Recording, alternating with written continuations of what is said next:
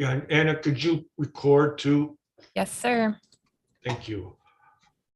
Welcome to the February 28th, 22 City Planning Commission pre-meeting. So the pre-meeting is where commission members and staff discuss cases before the hearing itself. There is no participation by applicants or the public at this pre-meeting. That will occur later at the public hearing itself. So what I will do now is I'll just go over each item, see if who's been to the site. We'll do seeker as the City Planning Commission is lead agency for both cases this evening. And then we'll see if there are any last minute questions or matters to discuss pertaining to these items. So our first case is 553 Humboldt Street. And were all of you able to visit the site? 1, 2. Yes. 4. Yes. Wonderful.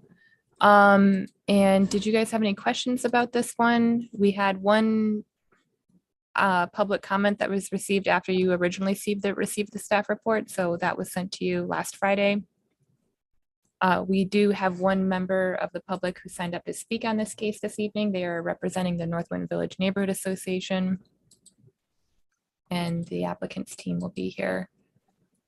As the staff report says, this is currently legal as a charter school through a previous special permit. There's going to be a new operator coming in, and their operations or their functions are slightly differ from the previous approval. So they're seeking their own approval that will completely mirror their operations. Yeah, this is Steve Rebholz, and that's kind of what my question was about. Because the staff report does identify, that it's kind of a currently or previously approved by special permit. So are we focusing, to what degree is the subdivision part of our decision today, or is it really the differences in the operation, the difference in grade levels, difference in number of students and things like that? We can consider this its new standalone application.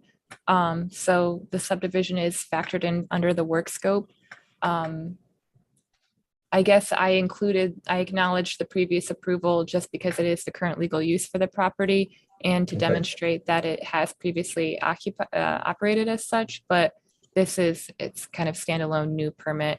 I believe the applicant's testimony will kind of compare and contrast the intensity of what they're proposing versus the previous charter school. But in terms of your question, you can factor in the subdivision as it is part of the work scope here.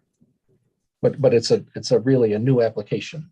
That's correct. Yes. To describe. And then are there standards that we're to look at for a subdivision, or are there other agencies involved in approving a subdivision? Nope, not this. So yeah, so this isn't the type of subdivision that, no, there are no standards in this case. This is a subdivision that our office could approve administratively because it's not landlocking anything. It's not, it doesn't meet any of those thresholds. Okay. So the subdivision is just more informational in terms of how we're looking at it. That's correct. It's just part of the story, but it's not itself a trigger. Got it. Okay. Thank you. Good question.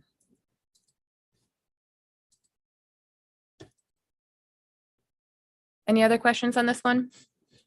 No, I guess a question that I had is regarding the 5-year plan.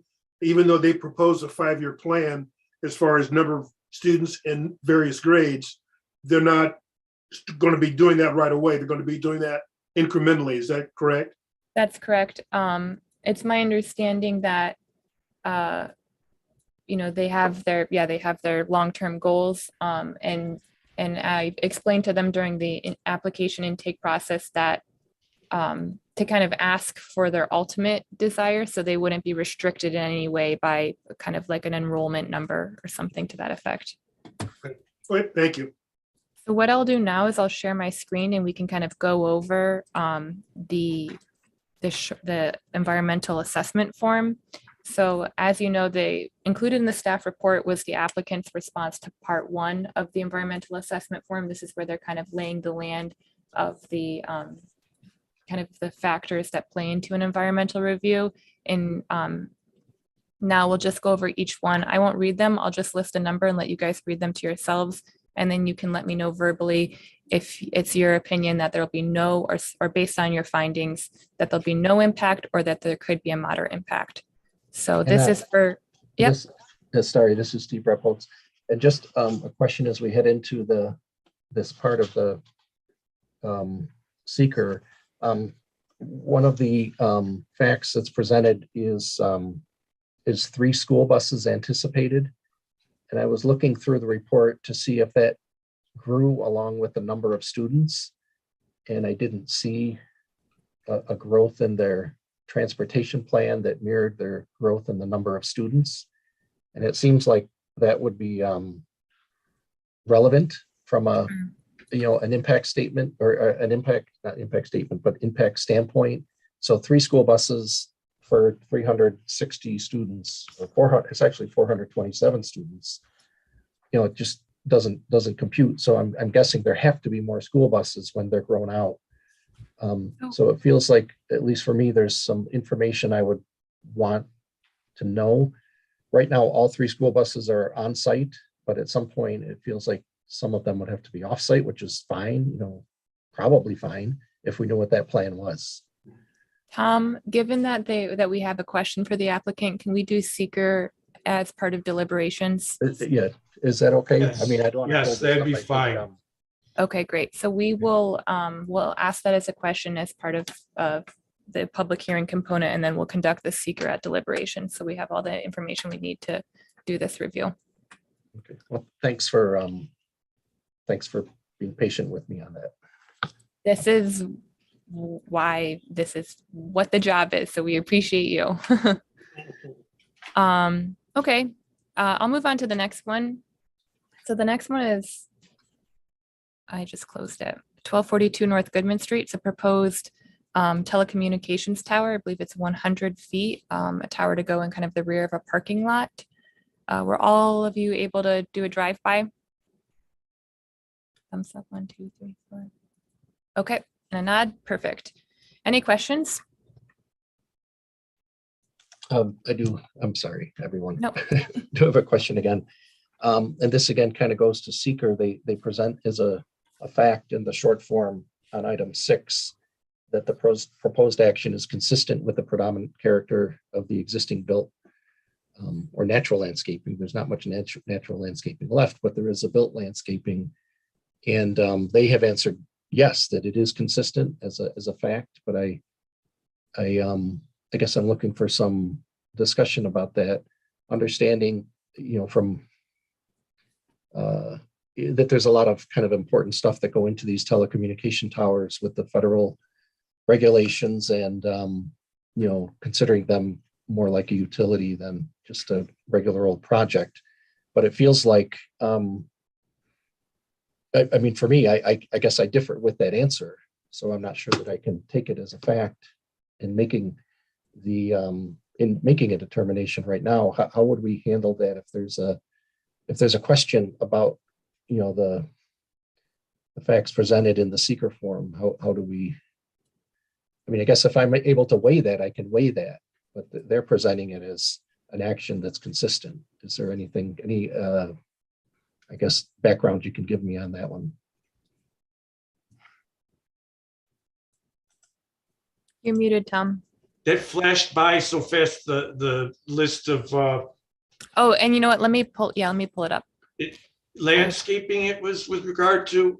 I think this was on their answers to the environmental questions. Right. Number This was on the 6. part 1 where Let me run to they're it. presenting us with their facts as they see them. Yeah. And question number 6 is the answer that I think there's it's subject to discussion, whether, at least I agree with that answer. So this is part Yeah. 1 of the form where the applicant provided information to you all for you to do your review. And the applicant said that yes, the proposed 100-foot telecommunications tower is consistent with the predominant character of the existing built or natural landscape. They also provided kind of like I'm gonna run to one of their exhibits that has, I think, the existing kind of layout of the land in terms of towers in the area. But which might not be what you're referring to. Could be from a sidewalk perspective that you're factoring in. But I'm really referring to it from a a highly residential okay, proximity, where when when I look at tall towers like this, I'm really looking at, are there alternatives that don't involve, being 50, 60 feet away from 4 or 5 houses, it just, or many houses. I mean, this is, even though that particular property is a commercial property, So you surrounded don't by have to agree. residential. Yeah, You don't have to agree or ratify what they put in part 1 of the form. So in part 2, what's the question where landscaping comes up, or No, it's so not I guess landscaping. 3. It's consistent with community character. Yeah. Will the proposed, that would be Yeah. number 3. Yeah. So you So could that's where believe that that it's discussion would not. have pulled in. You could believe that it's not, and still check no or small because you believe it's small.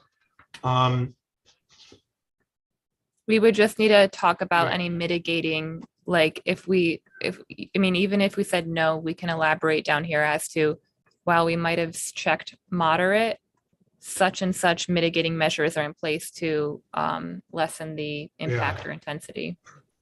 I mean, And that's where, when we get into these towers, understanding the alternatives and the rigor of the alternatives, and the relationship between, and this really speaks to the comment we received today, that there may have been more information that would be helpful to understand relative to how the applicant looked at the alternatives.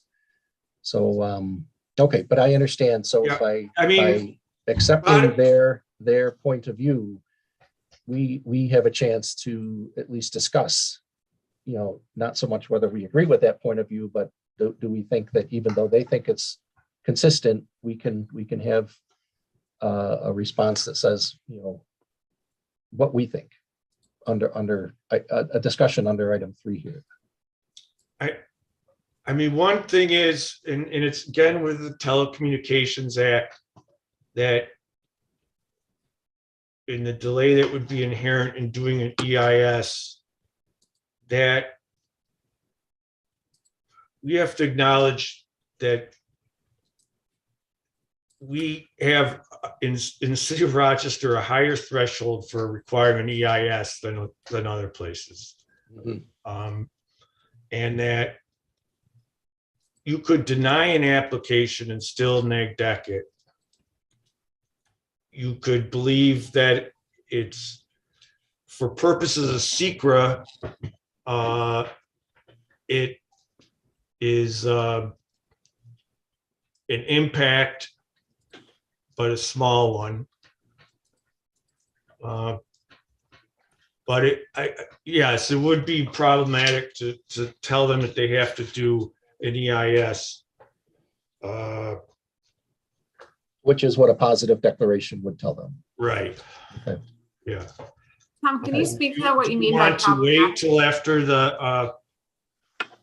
do the same drill here with the other one and have the determination of significance to go with deliberations?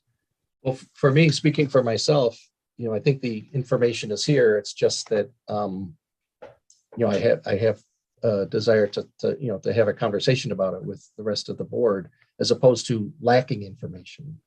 I'm not sure that I feel that I'm lacking any information that I would want to tease out during the hearing, but I'm also comfortable waiting till after the hearing too.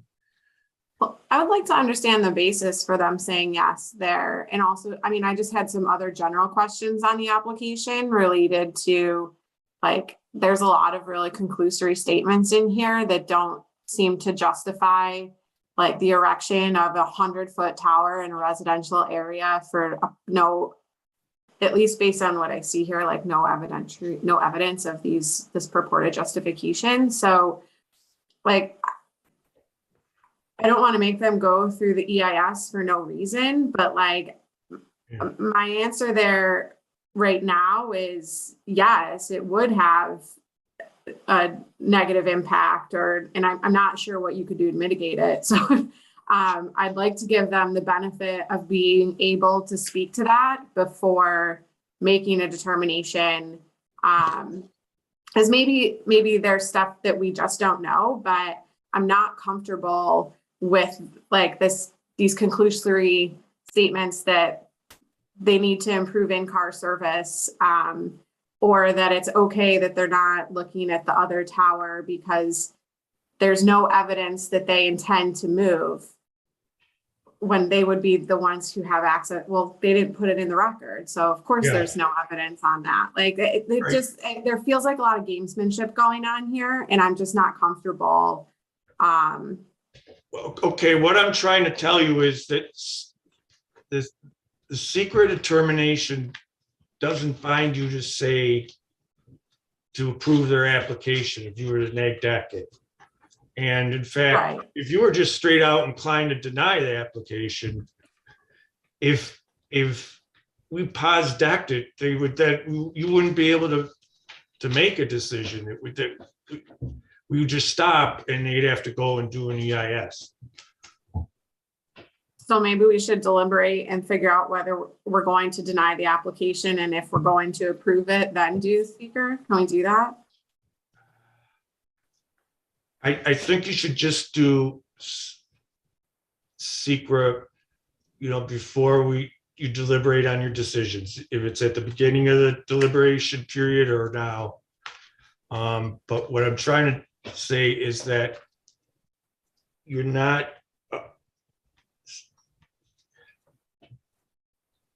we've had the last project that I'm aware of in the city of Rochester that's had an EIS done was the port project in the marina, and digging up and creating 100 boat spots in a new basin next to it takes a very large project to have to do an EIS, and that there might be objections you have here that wouldn't merit requiring them to do an EIS, but that you would still find as sufficient basis to say they didn't satisfy the legal requirements, you're going to deny the permit or deny a special permit. Some of us were on the board when the tower that they're referencing came up, the one near Lyceum and Clifford and Pershing and all that. And I'm trying to remember, was an EIS done for that one? Is there an easy way to check on that? I remember there was a fairly substantial, 1.25 inch thick. What was the address? Steve, is that the one that's ATC _C? Because that was right behind a residential neighbor.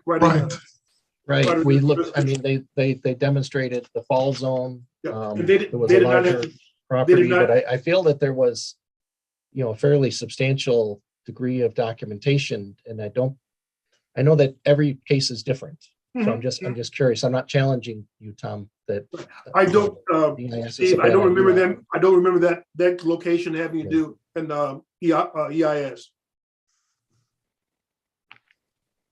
I think those were issues that we looked at, but we found that based upon their proposal and the location and other circumstances, that it wasn't necessary. Yeah, I think there was.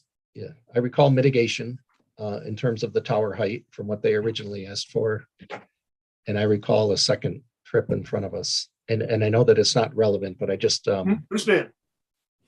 I also know that it's an opportunity for co-location, and it sounds like in fact they're already co-located there. And so I was just curious if we knew the degree of questions that are similar but different. I mean, this is farther into the middle of the block. The other one is, this one's closer to the edge of the block. Mhm. This one is much closer to the surrounding houses, in my opinion. Oh, really? Okay. Not bound or required to look back at a precedent if it's not in Right. front of you, or so. Right, understood. I think you all have the soundness of judgment and everything to do the right thing on the facts presented to you here. I that- agree. I was yeah. just curious. And again, I Sometimes think it's helpful to remember. that would be appropriate time, when we have the presentation to ask those questions that get at issues that we have, and that way they can Right. respond.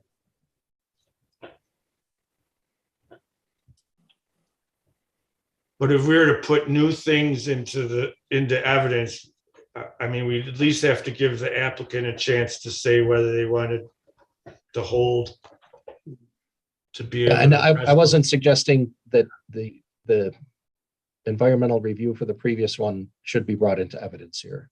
I was just trying to remember, more in a curiosity, Tom, with response to your statement about the EIS. But I understand, it's a smaller than the port project, so not a big project.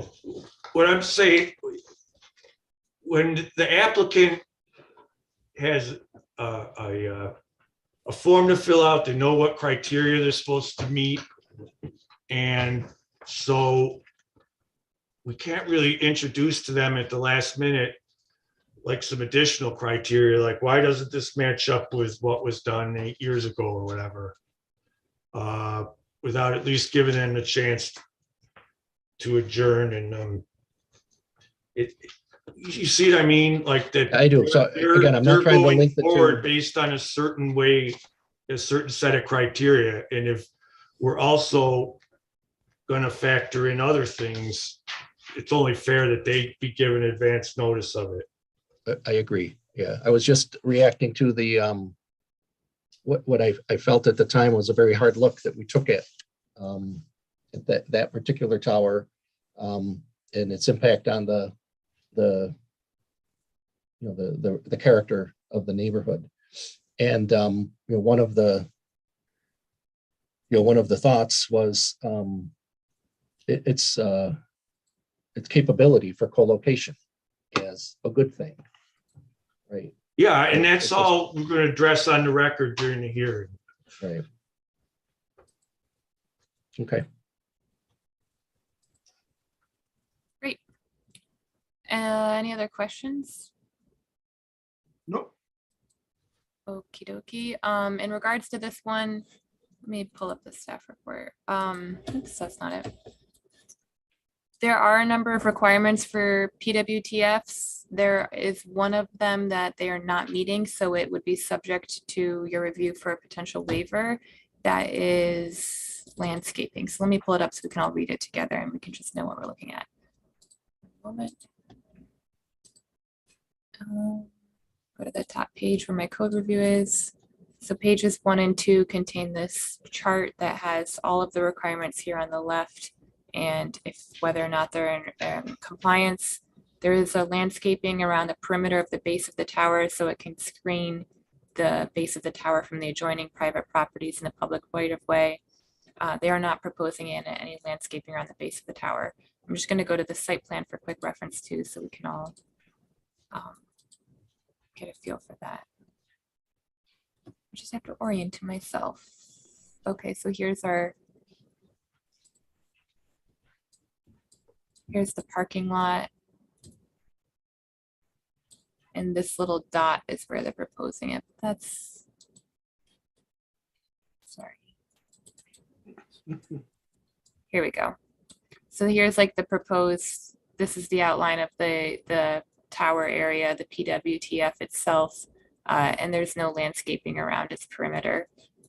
So that's what they're seeking a waiver from you all this evening in addition to your overall review of the proposed use. So that's a good thing to ask on the record as well. Okay, great. That's all I have for you all.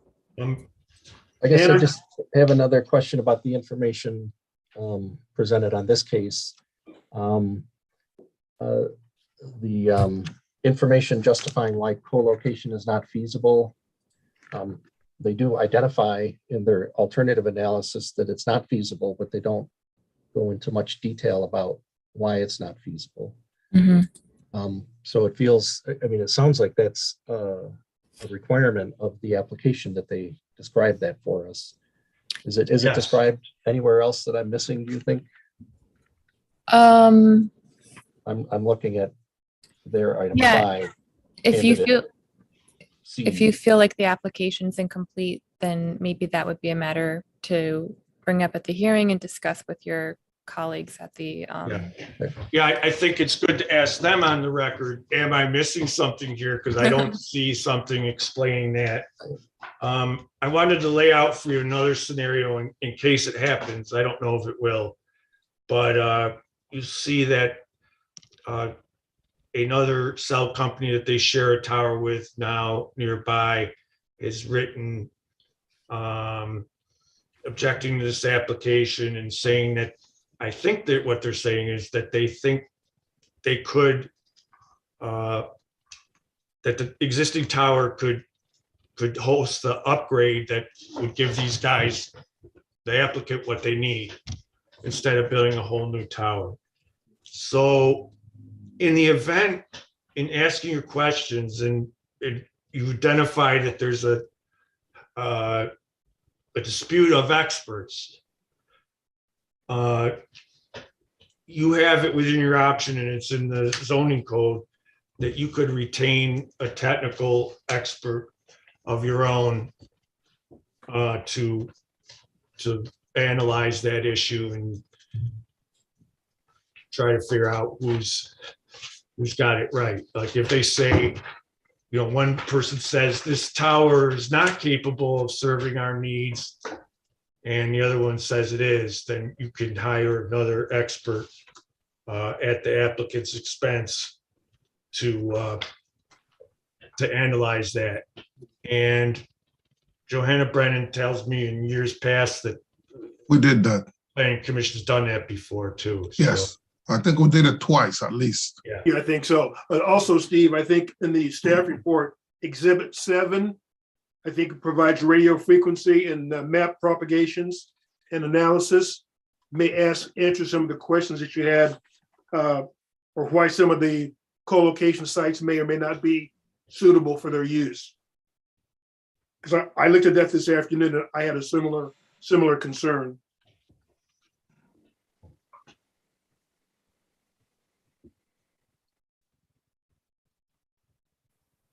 cool. Is that, Dave, was that the RF? Sorry, they referenced in the application, the RF justification on page like 41, starting site selection analysis in Exhibit 8, but they didn't identify what exhibit that was. Do we think that is Exhibit 7? No, Exhibit 7 is its own page. Go right before that. Right. I know, but is that what they're referencing in the RF I guess this is a question for them. I just don't know. I tried to Control F for RF justification and only the reference to it without the exhibit number. Yeah, the one that's on the page right now. It's not the one I'm talking about. Yeah, I'm just looking for, like, yeah, Where's Anna, that exhibit? it's like exhibit blank. Well, which one is that? I think it, based on what you just said, I think they're probably referring to 7. Yes. Exhibit 7. Which one is 7? It's Oh, F. here we are. Figure 1. I'm confused now. This document is Exhibit 7. Oh, no. Never mind.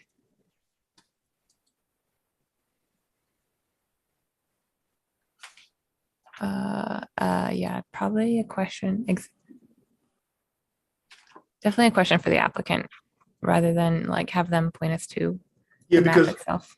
on the first page of that Exhibit 7, that's in the staff report, it's AT&T at the top, network engineering, new site build, Bosch and Lom, and then it provides documentation as to why they looked at some of the options and why they were or were not acceptable. That's right before the maps. Yeah,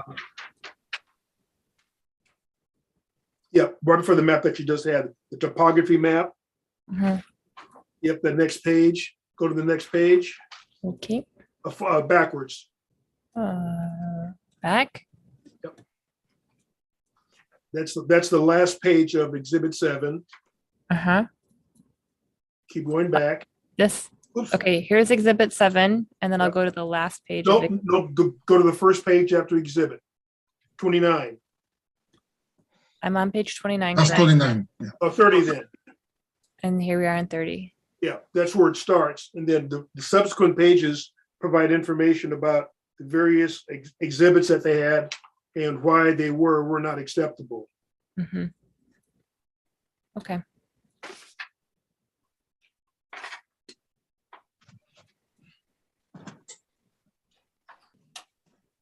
You should all be, not be reluctant to ask detailed questions about this, because this is a Sure. little bit more esoteric than where's the fence going to be, where, you know, what kind of landscape you're going to have here, how many feet will a driveway be away from a boundary. So don't be hesitant to ask questions about, well, what does this mean on this map? You know, are you saying that you can accommodate your traffic needs there or not? You know, don't be afraid to ask detailed questions.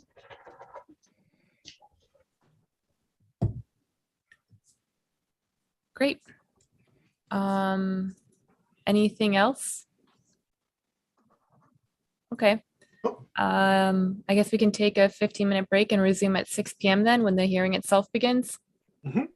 Okay, lovely. I'm going to stop the recording and the live stream and we'll pick it back up at 6 then. All right. Everyone.